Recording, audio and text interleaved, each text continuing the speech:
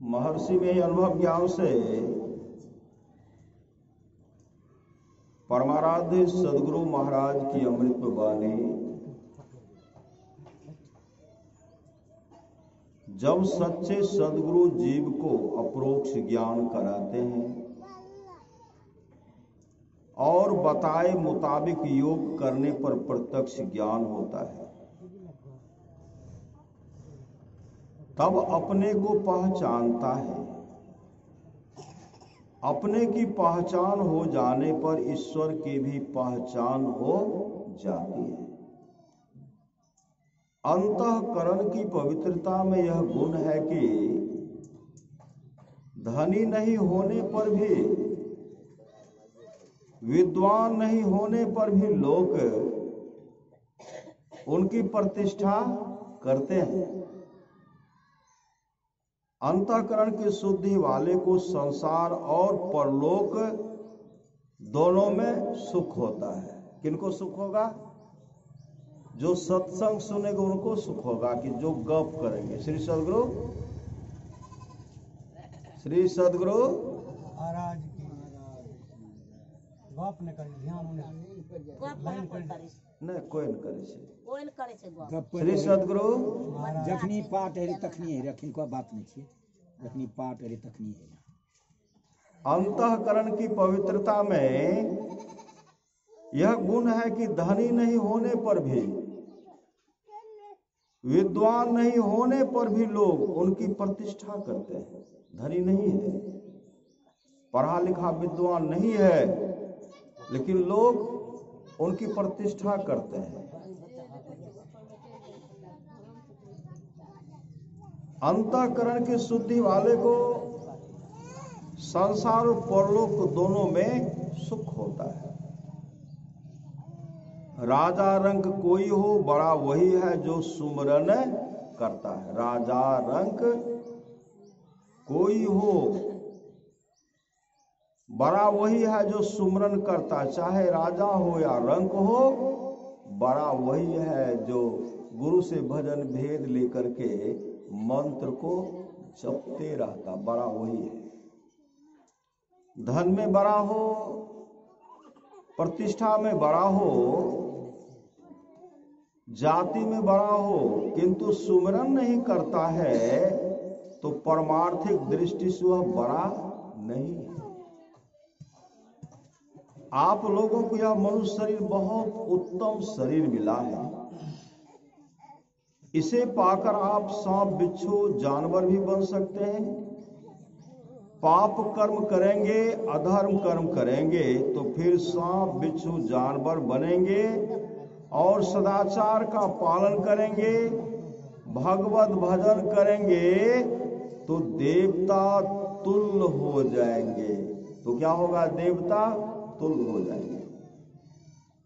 कोई पुरुष चाहे कि मैं जैसे तैसे रहूं और पत्नी पतिव्रता हो, यह संभव नहीं है। पुरुष राम की तरह एक पत्नी व्रती और स्त्रियां सावित्री की तरह पतिव्रता हो तो आपकी संतान बड़ी अच्छी होगी, देश का कल्याण होगा। यदि कोई ऊपर उठाने वाला ध्यान है तो वह बिंदु ध्यान और नाद ध्यान है। जो गुरु बिंदु और नाद ध्यान की जानकारी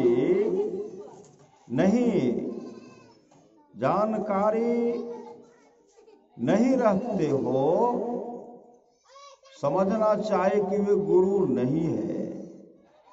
जो कोई सत्संगी गण केवल सत्संग मंदिर में आकर सत्संग भजन करें, घर पर नहीं, तो वे ऐसे हैं कि अभिलाषा बहुत रखते हैं लेकिन परिश्रम नहीं करते।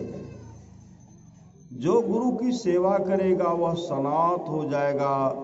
न तो से खाने पीने पहनने और ओढ़ने की कमी रहेगी, और न परमार्थ से वह हीन रहेगा। ऊपर की पहुंच बहुत कठिन है। वह धीर धारण करने वाला शिष्य अभ्यास करता रहेगा, अंतर लक्ष्य का पता नहीं लगे तब भी कोशिश करता रहेगा तो कभी न कभी उसको अवश्य पा लेगा। बच्चों की शिक्षा माँ के पेट से ही शुरू होती है। माता पिता का जैसा विचार होता है, धीरे धीरे पुत्र का भी वैसा विचार होने लगता है। इसलिए माता पिता का अच्छा विचार होना चाहिए। नादानुसंधान व सुरत सब योग लड़कपन का खेल नहीं है। इसका पूर्ण अभ्यास यम नियमहीन पुरुषों से नहीं हो सकता है। यम और नियमहीन पुरुष भी नादानुसंधान में कुशल हो सकता है, ऐसा मानना संत वाणी के विरुद्ध है और अयुक्त भी है। अगर अपना ठहराव ठीक रखा हो तो परमात्मा के नाना प्रकार के ज्योति रूप का दर्शन होता है। साधक प्रत्यक्ष तरह से देखता है। जिसको इसकी अनुभूति होती है उसकी योग की शक्ति बढ़ती है। यहाँ तक कि अष्ट सिद्धियों का ज्ञान होता जाता है। बहिर्मुख मन को अंतर्मुख करो। जो बहिर्मुख मन है अंतर्मुख करो, उसे 9 द्वारों से समेटकर 10वें द्वार में प्रवेश कराओ। वहां चेतन रूपा गंगा की निर्मल धारा है, वही अमृत है। उसमें स्नान करो। उसमें डुबकी लगाने से परमात्मा का ध्वन्यात्मक नाम मिलेगा और पवित्र बनकर परमात्मा को भी पा सकोगे। जो कुछ गुरु देंगे वही राम दे सकेंगे, और जो कुछ गुरु नहीं देंगे सो राम कभी नहीं दे सकते हैं। जिसने सद्गुरु से सद्युक्ति प्राप्त कर अपनी फैली हुई चेतन वृत्ति को अंधकार से समेट प्रकाश में पहुंचा दिया है, वही सगुरा है। उसे ही अंतर के नामामृत की प्राप्ति होती है। जो गुरु दत्त युक्ति का पालन करने में और समर्थ होकर अंधकार में ही अपनी चेतन वृत्ति को उलझाए हुए हैं, वह भजन भेद लेने पर भी निगुराही है।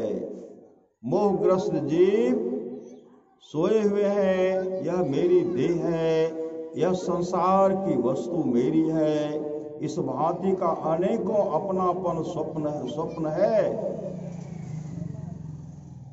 अपनापन स्वप्न है। इसमें जब तक रहोगे कल्याण नहीं होगा। जिसका संकल्प सुदृढ़ और मजबूत है उसके लिए रास्ता खुला हुआ है। जिस अंगुली से दुर्गंध लीजिएगा उसी अंगुली से सौरभ कैसे लीजिएगा?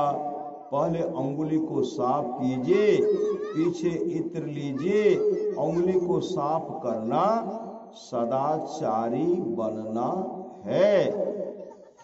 श्री सद्गुरु महाराज की जय।